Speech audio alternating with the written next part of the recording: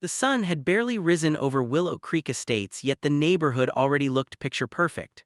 Rows of manicured lawns, pastel-painted houses, and spotless mailboxes lined the quiet streets, the kind of place that sold the illusion of peace.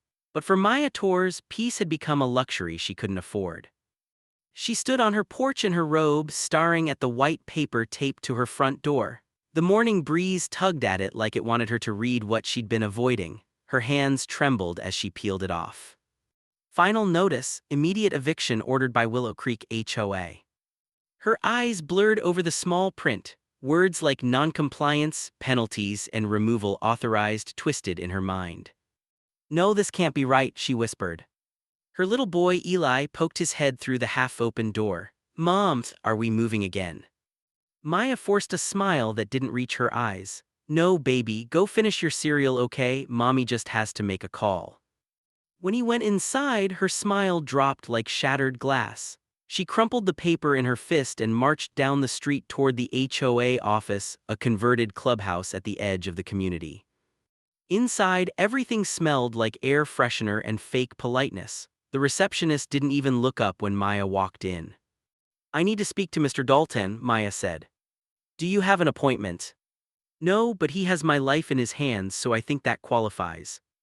The receptionist sighed, pressed a button on her headset, and murmured something. A moment later, Gerald Dalton, the HOA president, emerged from his glass office, smiling the way a snake might before it strikes. "Maya, I was wondering when you'd stop ignoring the letters," he said smoothly. "I haven't ignored anything. You people keep adding fines for things that don't even make sense. Overgrown hedges, a chipped fence. I'm a single mother. I'm doing my best." Gerald clasped his hands behind his back. "The rules apply to everyone, Miss Torres. The board has been patient." "Patient?" she snapped. "You threatened to tow my car because I parked on the curb for 2 minutes." He chuckled softly as if amused by her defiance. "Maybe this community isn't the right fit for you." Her breath caught. "You can't just decide that." "Actually," he said, stepping closer, "the HOA has authority to enforce compliance, including eviction if necessary. And considering your financial delays, we've already begun the process." Maya felt her stomach drop. "Financial delays? I'm caught up on my dues." Gerald's smile didn't falter. "Not according to our records. You can review them, but it won't change the outcome. You've been given notice. You have until Friday." She wanted to scream, but the air in her chest turned to ice. "You're doing this because you don't like me, aren't you?" He raised a brow. "Don't make this personal." "It already is," she whispered. "You've made it personal since the day I moved in." That night, Maya sat on the floor with unpaid bills spread around her. Her tiny living room looked like a battlefield of paper and stress. Eli slept on the couch beside her, clutching his toy police car, the one gift his late father had given him before he passed.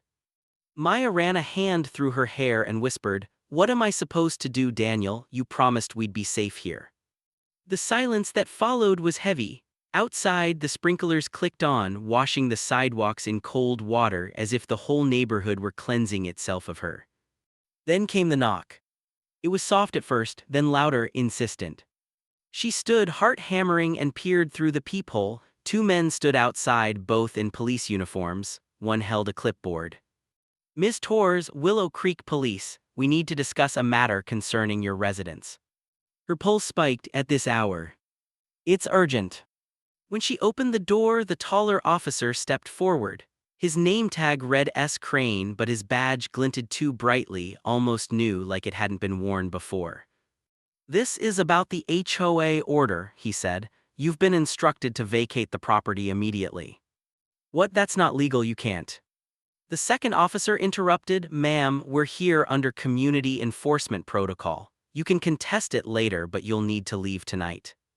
Eli stirred on the couch. Maya looked back, panic rising in her throat. "I'm not going anywhere without a court order," she said firmly. The taller officer tilted his head. "You really want to make this difficult?" Something about his voice, too casual, too rehearsed, sent chills down her spine. "I want to see your ID again," she said. He hesitated just for a second, but it was enough. She slammed the door shut, locked it, and grabbed her phone. The men outside pounded harder now. "Ms. Torres, you're obstructing law enforcement." She called 911 with shaking hands. 911, what's your emergency? There are two officers outside trying to evict me, but I think they're fake. The dispatcher's voice sharpened. Stay inside, ma'am, real officers are on their way. 5 minutes felt like 50. The pounding stopped, replaced by the distant sound of sirens. When flashing blue lights filled the street, the two fake officers fled toward a black SUV and sped off into the night. The real police arrived moments later. One officer, Sergeant Reeves, took her statement as she sat trembling on her porch, wrapped in a blanket. They said they were enforcing an HOA order, he repeated. Yes, one of them said his name was Crane. They had uniforms, badges, everything. Reeves nodded slowly. There's no Officer Crane in our department. Maya's blood ran cold. Whoever they were, they're not with us, but this is serious, we'll investigate. She swallowed hard. Please, I have a child, I can't lose our home. Reeves offered a sympathetic look. We'll find out who sent them, ma'am, and if it's connected to your HOA, they're in deep trouble. The next morning, Gerald Dalton was in his office sipping coffee when a knock came at his door. His secretary stepped in, pale and nervous. Gerald, there were police cars outside Maya Torres' house last night, something about fake cops.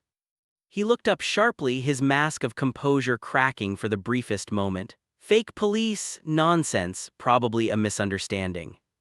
But when she left, his hand tightened around the mug until it shattered. Damn it, he muttered. Because Gerald knew something no one else did, those men weren't random imposters. They were his idea. 2 weeks earlier, during a late-night board meeting, Gerald had complained about problem tenants like Maya. She was vocal, independent, and unafraid to challenge his authority. When he found out she was behind the petition to audit HOA spending, he decided to silence her the easy way. He'd contacted a private enforcement consultant he'd met at a networking event, a man who claimed he could encourage compliance through intimidation. Gerald never asked questions about methods. He didn't want to know. He just wanted results. Now those results had spiraled out of control. Gerald stood at his window, watching the quiet neighborhood he ruled like a king. For the first time, he felt something close to fear.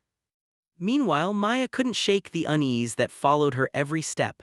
Even after the police patrols increased, she noticed strange cars parked on her street. One night, she found her mailbox smashed. Another morning, her garbage can was filled with shredded papers that weren't hers. It was psychological warfare, subtle, constant, and exhausting. One evening, she received a call from Sergeant Reeves. "We found something," he said. "The fake officers used badges registered to a private security firm, one connected to a man named Daniel Crane. He's got ties to multiple HOAs in the county." Her heart skipped. Does that mean they were hired? "We're still digging, but someone with influence is behind it. Do you have any enemies in the HOA?" Maya let out a shaky laugh. "Just the president." Reeves paused. "Gerald Dalton." "Yeah, he's been trying to push me out for months." The line went quiet for a moment. Then Reeves said, "I'd stay alert, Miss Torres, until we confirm who's behind this. Don't go anywhere alone." That night, Maya sat by the window while Eli slept upstairs. Her reflection looked like a ghost, pale, tired, afraid. She thought about her husband, the promises they'd made when they bought this house. A fresh start, a safe place to raise our son. And now, it was all slipping away because one man decided she didn't belong. Her phone buzzed, unknown number. She hesitated before answering. "Ms. Torres," said a deep voice, "you should have left when you had the chance." Her hand froze. "Who is this?" The line clicked dead. Maya's breath came fast. She checked the locks, drew the curtains, and sat against the wall, hugging her knees. Every creak of the house sounded like footsteps. Every shadow seemed to move. Outside, across the street, Gerald watched from his car, the glow of a cigarette flickering near his face. He whispered to himself, "You should have just left quietly, Maya." The next day, Maya went to the police station to file a harassment report. Reeves met her in the lobby, concern etched across his face. "We traced that call," he said. "It came from a burner phone purchased under a fake name. But the CCTV from the store shows a man who looks a lot like Dalton's assistant." Maya's jaw dropped. "Then that proves it, he's behind all of this." Not yet, Reeves cautioned. We need more concrete evidence before we can act, but if he's orchestrating fake law enforcement, he's crossed into criminal territory. Maya nodded slowly, then I'll help you get that proof. That night, while the neighborhood slept, she parked her old sedan down the street from the HOA office. Her heart pounded as she watched the building. She knew Dalton worked late and she planned to find whatever secrets he was hiding. When his car finally pulled away, she slipped inside using a spare key she'd found months ago while volunteering for a neighborhood cleanup. The office smelled of coffee and fresh paint. She moved carefully, checking drawers, filing cabinets, anything that might reveal his schemes. Most of the files were about maintenance budgets and landscaping fees until she found a folder labeled Enforcement Private. Inside were invoices, payments to a security contractor for special compliance operations, each signed by Gerald Dalton. Her breath hitched, she snapped photos with her phone, her hands trembling. That's when she heard the door unlock. Footsteps. She ducked behind a filing cabinet, holding her breath as Dalton's silhouette crossed the room. He muttered under his breath, "Where did I put that envelope?" The floor creaked beneath her foot. Dalton froze, slowly he turned toward the sound. Maya. She bolted. He chased her through the hallway, shouting, "You don't know what you're getting into." She burst out the back door and sprinted toward her car, clutching her phone. Her fingers fumbled to unlock it. Dalton's voice roared behind her, "You think you can ruin me?" She jumped into the driver's seat, slammed the door, and hit record on her phone camera. "Get away from me, Gerald," she shouted as he reached her window. "You don't understand, they'll come after me if I don't finish this." Who? Before he could answer, headlights swept across them, a police cruiser turning the corner. Dalton stumbled back, eyes wide, as Maya hit the gas and sped off into the night. Her chest heaved, her phone screen glowed with the video she'd captured, Dalton's voice, his admission, his fear. For the first time, she realized this went deeper than just one corrupt man. Something bigger was pulling the strings. And now, they knew she was fighting back. The next morning, sunlight sliced through the blinds, casting lines across Maya's living room floor. She hadn't slept. Her phone, lying beside a half-empty coffee cup, replayed the video again and again. Dalton's voice, trembling, desperate, echoed in her mind. "They'll come after me if I don't finish this." Who were they? The words looped until she couldn't tell if they were warning or confession. Eli padded down the stairs, rubbing his eyes. "Mom, why are you still up?" She forced a smile. "Mommy just had to do some important work." He frowned. "Did those bad police come back?" She shook her head quickly. "No, baby, they're gone." He climbed into her lap, resting his head against her chest. "You'll keep us safe, right?" Her throat tightened. "Always." But deep down, she wasn't sure she could. By noon, she was sitting across from Sergeant Reeves again, this time in a small interview room at the station. The air smelled like stale coffee and metal. She handed him her phone. "It's all there," he admits. "There's someone above him." Reeves watched the video in silence. When it ended, he leaned back, rubbing his chin. "This is good, very good, but it's not enough to arrest him yet. We need to know who he's talking about, the people behind this." He said they'd come after him. "Who are they?" "Reeves, some HOA committee." He shook his head. "This goes beyond that. There's been talk about a private property management network that's been using HOA boards to launder money. Fake fines, fraudulent maintenance costs, all billed to homeowners who don't know better. Dalton could just be one piece." Maya's stomach turned, "And they target people who can't fight back." Reeves nodded grimly. "Single parents, elderly residents, they pressure them to sell cheap, then flip the homes for profit." She felt sick. "That's exactly what they tried to do to me." "Now," Reeves said, leaning forward, "if you're willing, we can work together to expose this. But you'll have to stay quiet. If they suspect you're cooperating with us, you could be in real danger."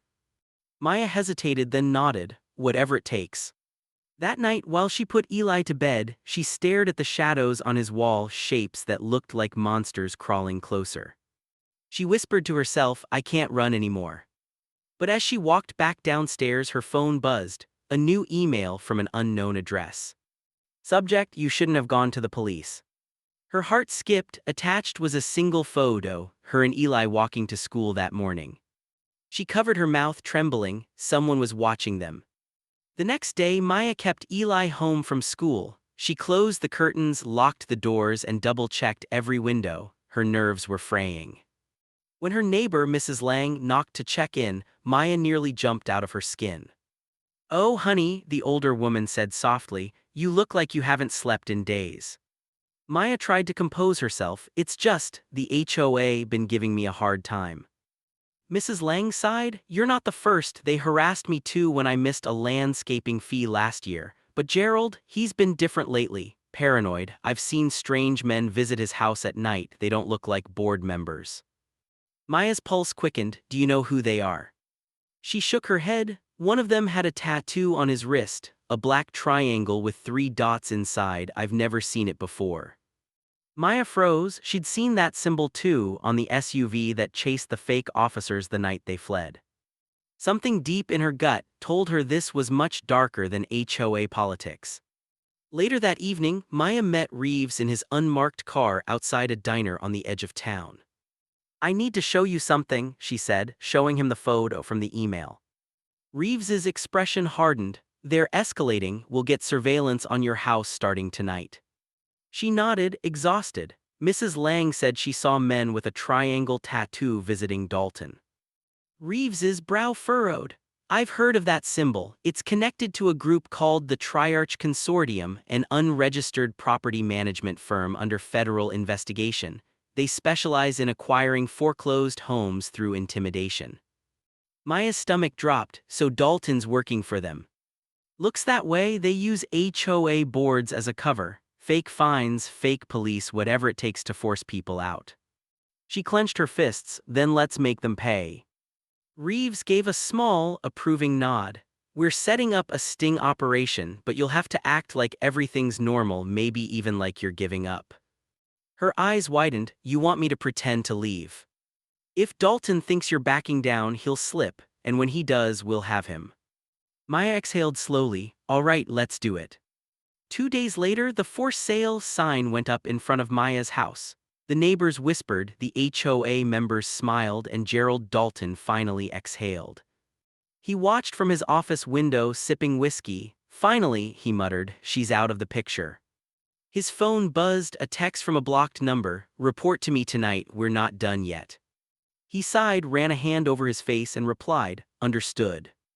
Then, as the sun went down, he drove out of Willow Creek, unaware that an unmarked police car followed quietly a few blocks behind. Maya sat in her empty living room, surrounded by boxes that weren't really packed. Her heart pounded with every tick of the clock. Reeves had wired her phone, every call, every text recorded.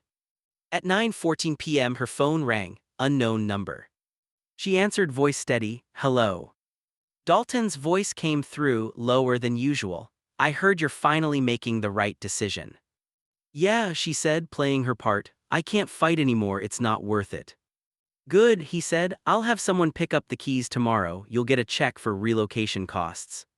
She hesitated. "Gerald, what's really going on? You don't have to do this." He paused. "You don't understand, Maya, you never did. These people, they own everything. They can erase you if you stand in their way." Her voice dropped. "Then why don't you stand with me instead?" He gave a bitter laugh. "Because I already sold my soul." The line went dead. An hour later, Reeves called. "We tracked the number. He's meeting someone right now, abandoned construction site off Pine Hollow Road. Stay put, we're moving in." Maya couldn't sit still. Every nerve screamed for her to see it with her own eyes. She grabbed her keys and followed the route in silence, headlights off, keeping her distance. When she reached the site, she parked behind a row of old concrete slabs. Through the cracked windshield, she could see Dalton standing under a single floodlight, talking to 2 men in dark coats. One of them tall, bald, tattoo on his wrist, the triangle. Their voices carried in the wind. "You said she's leaving," the bald man growled.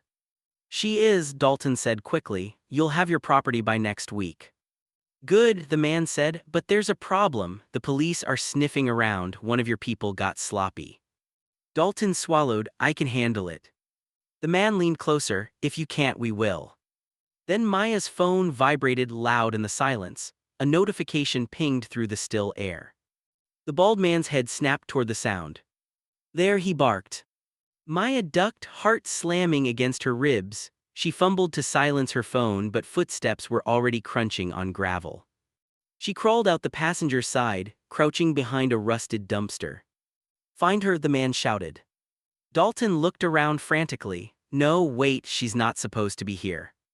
Maya ran. The cold air burned her lungs as she sprinted across the lot. Behind her, she heard shouts, the thud of boots, a gun cocked. Then sirens. Blue and red lights cut through the darkness as police cruisers swarmed in from every direction. "Hands in the air," Reeves shouted from behind a door. The bald man and his partner tried to run but were tackled by officers. Dalton froze, trembling, as Reeves approached him. "Gerald Dalton, you're under arrest for conspiracy, fraud, and obstruction of justice." Dalton's eyes darted toward Maya, who stood a few yards away, panting. "You set me up," he said weakly. She shook her head. "You set yourself up, Gerald." As officers cuffed him, the bald man glared at her over his shoulder. "You think this ends with him?" he hissed. "We own this town." Reeves shoved him into a patrol car. "Not anymore." Hours later at the station, Reeves placed a folder on Maya's lap. Inside were photos, financial ledgers, and emails linking Dalton to the Triarch Consortium. "This is going federal," he said. "Your video and testimony gave us the key. They've been running fake police operations in 3 counties." Maya's hands trembled as she flipped through the pages. "All this over property." Reeves nodded. "Power, money, control." She sighed. "So it's over." He hesitated. "For now, but these people have deep pockets. There might be others still out there." Maya looked out the window where the first hints of dawn painted the sky. Then, "I'll be ready." When she finally returned home, the street was quiet again. The fake peace had returned, trimmed lawns, clean driveways, smiling neighbors, but she knew now how fragile it all was. As she tucked Eli into bed, he asked sleepily, "Are we safe now, Mom?" She brushed his hair back and whispered, "Yes, baby, we're safe." But her gaze drifted to the window, where a dark sedan idled at the far end of the street before slowly driving away. Something told her the story wasn't finished. The news broke the next morning. Local channels played the same footage on repeat. HOA President arrested for fraud, fake police scandal exposed. Gerald Dalton's mugshot filled every screen, his once perfect smile now a hollow ghost of itself. Neighbors stood in clusters on the sidewalks, whispering, shaking their heads. The same people who had once watched Maya with suspicion now looked at her with something between awe and guilt. She didn't care about the headlines. She cared about Eli, about their safety, about the sedan that had driven away in the night. The neighborhood looked clean again, too clean, almost like nothing had happened. But Maya had learned something about places like Willow Creek, nothing that perfect stays innocent for long. 3 days later, she sat across from Sergeant Reeves in his office. His desk was cluttered with case files, coffee stains, and exhaustion. He rubbed his eyes. "Dalton's talking. Says he only handled the local end of things, that the Triarch Consortium used HOAs all over the state. They bribed board presidents, created false violations, even staged fake inspections to scare people into selling." Maya frowned. "And what happens to him?" "He'll face prison time, but he's cutting a deal in exchange for names." She looked down at her folded hands. "And what about the men he worked for?" Reeves hesitated. "They vanished. Every address we had for Triarch offices, empty, no records, no staff, like they knew we were coming." Maya felt the familiar weight of dread settle in her chest. "So they're still out there?" "Yeah," he said quietly, "they always are." That night after Eli went to sleep, Maya sat alone on the porch. The streetlights buzzed faintly. Somewhere a sprinkler clicked on. She thought about leaving, about finding a new home far from HOA boards and men in fake uniforms, but part of her couldn't walk away. Not when she'd seen how many others could still be victims. Her phone buzzed, an unknown number, again. She froze, her thumb hovered over the screen, then she answered. A distorted voice spoke through static. "You think you won, Maya." Her pulse spiked. "Who is this?" "We clean up our own messes, watch your back." The call ended. Maya's hand shook as she set the phone down. She walked inside, checked on Eli, and locked every door twice. She didn't sleep that night. The next morning, Reeves stopped by unannounced. "We traced a ping from a burner phone near your house around midnight," he said. "Whoever called you, they're close." Maya exhaled sharply. "So they're watching me again."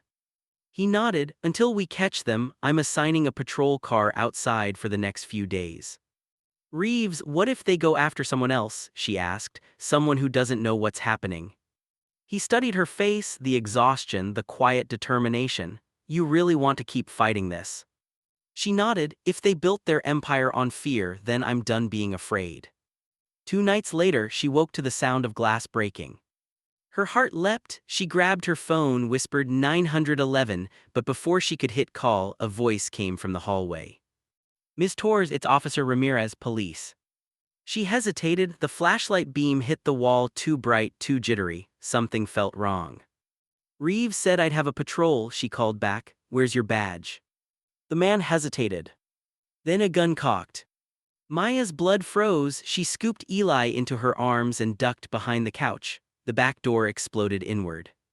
2 men stormed in, one of them with the black triangle tattoo on his wrist. Upstairs, one barked. Maya bolted through the kitchen, clutching Eli. She darted into the laundry room, pushed him through the dog door, and whispered, "Run to Mrs. Lang's house, go now." He hesitated, eyes wide. "Mom." "Go," she cried. He slipped through. She turned to run, but one of the men grabbed her arm, slamming her into the wall. "Thought you could ruin us," he snarled. She gasped for air, her fingers scrambling for anything to use. Her hand found a glass detergent bottle and she smashed it across his face. He screamed. She ran. Out the front door, straight into flashing lights.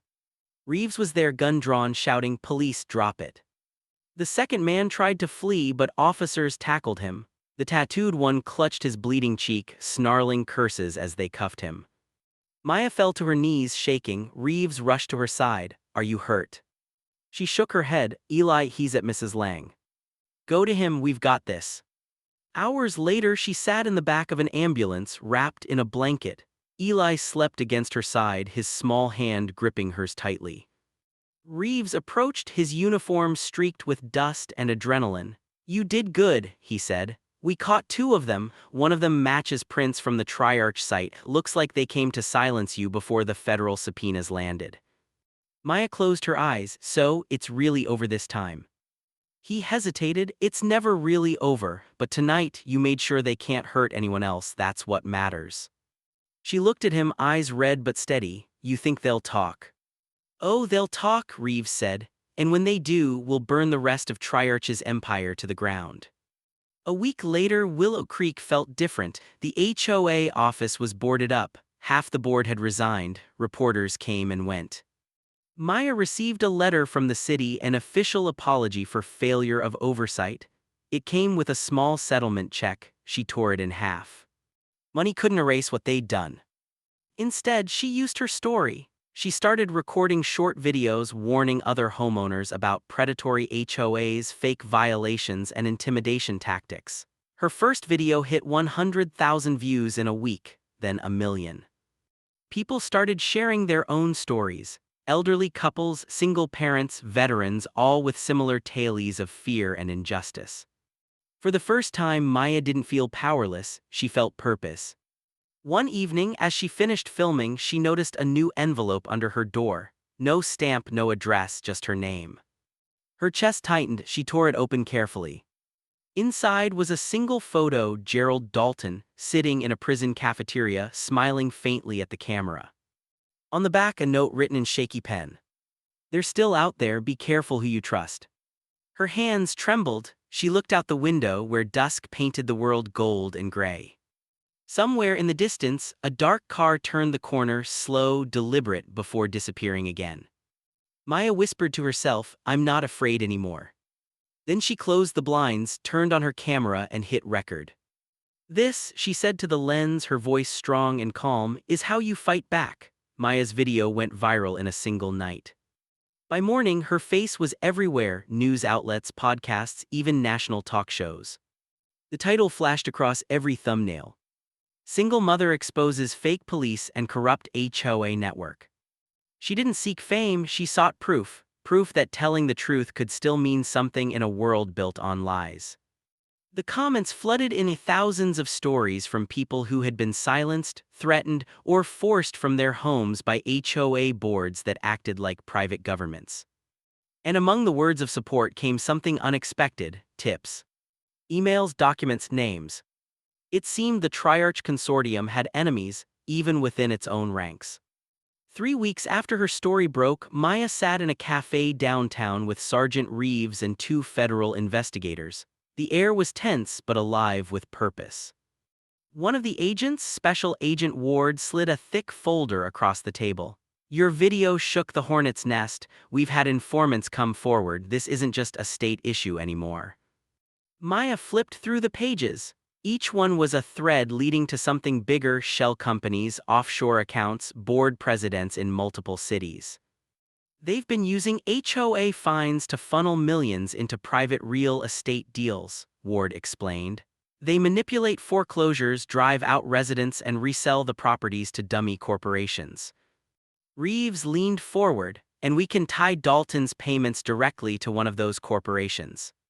Ward nodded. "Exactly. He was their middleman, a small piece of a national fraud ring." Maya's heart pounded. "So what happens now?" Ward smiled slightly. "Now, Ms. Torres, we make them answer for everything." Within a month, federal raids hit 3 states. News helicopters hovered over mansions and office towers as agents carried out boxes of documents. Arrests rolled in like a tide: lawyers, accountants, property developers. Even a few local politicians were caught in the net. The story became a national scandal. Triarch Consortium brought down by local mother's video. Maya watched the coverage from her living room, Eli sitting beside her, clutching a blanket. "Mom," he said softly, "they're showing your face again." She smiled faintly. "I know, baby." "Are they the bad guys?" "Yes," she said, "but they're finally being stopped." He thought for a moment. "Because you told the truth." She nodded. "Because I told the truth." But victory didn't feel like celebration. Every win came with a shadow, a quiet fear that someone somewhere was still watching. She received anonymous emails warning her to stay quiet. One night, a drone hovered near her window until she shut the curtains. Reeves assured her the FBI was monitoring her communications. "They won't touch you," he said. "They'd be suicidal to try." Still, she slept lightly. One evening, she woke to a faint sound tapping at her door. She froze. It was nearly midnight. When she peered through the peephole, no one was there, just an envelope on the mat. Her hands shook as she opened it. Inside was a printed court subpoena, a summons to testify in the Triarch Consortium's federal trial. Her breath caught. This was it, the final step. The courtroom was a storm of tension. Reporters filled every seat, microphones lined the aisles. When Maya took the stand, the defense lawyers looked at her like she was a problem they couldn't erase. Her voice didn't waver. She told the story, every detail: the fake police, the threats, the lies. When the defense tried to discredit her, she met their questions with calm defiance. "No," she said firmly, "I didn't imagine it, I recorded it." The jury listened, every eye was on her. When the recordings played, Dalton's confession, the threats, the fake officer's license plate numbers, the courtroom was silent but for the faint hum of the speakers. Then came the verdicts. Guilty. Guilty. Guilty. Dozens of them. The Triarch Consortium collapsed overnight. And when the judge thanked Maya for her courage, she didn't feel like a hero, only a mother who refused to be erased. Weeks later, Willow Creek Estates began to rebuild. The HOA was dissolved, residents voted to manage the community themselves. The enforcement office became a community center. Neighbors who once avoided her now greeted her warmly. Mrs. Lang planted new flowers by Maya's mailbox. Children played freely on the sidewalks again. But Maya knew peace was never permanent. It had to be protected daily, quietly, fiercely. One afternoon, while painting Eli's bedroom, she heard the doorbell. It was a courier holding a small brown package with no return address. She signed for it, cautious. Inside was a flash drive and a single note. "You only exposed one branch, the roots go deeper, G.D." Her pulse quickened. G.D. Gerald Dalton. She turned the drive over in her hand, unsure whether to open it. When she finally did, she found hundreds of documents, lists of names, payment ledgers, emails, even photographs of secret meetings. The last file was a video, Dalton filmed from a prison phone speaking directly to her. Maya, I know you'll find this. I made mistakes, unforgivable ones, but the people above me, they're still out there. They'll rebuild under a new name. Don't trust anyone who offers to help fix the system. The system is them. He looked older, defeated, but his eyes burned with regret. You wanted the truth, here it is, just don't let it consume you like it did me. The video ended. Maya sat in silence, the weight of his words pressing down like lead. That night she couldn't sleep. The flash drive sat on her desk, glowing faintly under the lamp. She could send it to the FBI, hand it off, walk away, try to rebuild her life. Or she could dig deeper, expose the rest, tear the roots from the soil once and for all. Eli stirred in his bed, mumbling in his sleep. She walked to his room and watched him, peaceful, safe, unaware of how much darkness one neighborhood could hide. She whispered, "You deserve a better world than this." And in that moment, she knew what she had to do. Months passed. Maya's name became synonymous with reform. Her testimony inspired new state laws limiting HOA power. Community activists across the country cited her case as proof of systemic abuse. But for Maya, it wasn't about fame. It was about truth, messy, painful, unfinished truth. Every time she spoke at an event, she wore a small necklace, a tiny triangle pendant she'd had custom-made, its sharp edges a reminder, know your enemy. Reeves kept in touch. He'd been promoted, working with the federal task force that continued dismantling the consortium's remnants. One afternoon, he visited her home with good news. They finally traced the offshore accounts, he said. Hundreds of shell companies, you were right, it goes deeper than anyone thought, but thanks to your drive, we're finally pulling it all down. Maya smiled, weary but grateful. I didn't do it alone. He smiled back, no, but you were the spark. That evening, as the sun set behind Willow Creek, Maya stood on her porch, the same porch where it had all begun, where a simple eviction notice had turned into a war for truth. The lawns gleamed, the air was calm, and for once the peace didn't feel fake. Eli came out holding 2 mugs of cocoa. For you, he said proudly. She smiled, taking one. You're getting so big. He nodded solemnly. You're getting famous. She laughed softly. I don't want to be famous, I just want to live in a world where people can't be bullied by power. He looked up at her. Did you fix it? She stared at the fading light, then said, not yet, but I'm working on it. He smiled, then I'll help you. Maya knelt, hugging him tightly. That's all I need. Later that night, after tucking Eli in, she sat at her desk. The flash drive's contents had already been sent to the FBI, but she kept a copy, one she never showed anyone.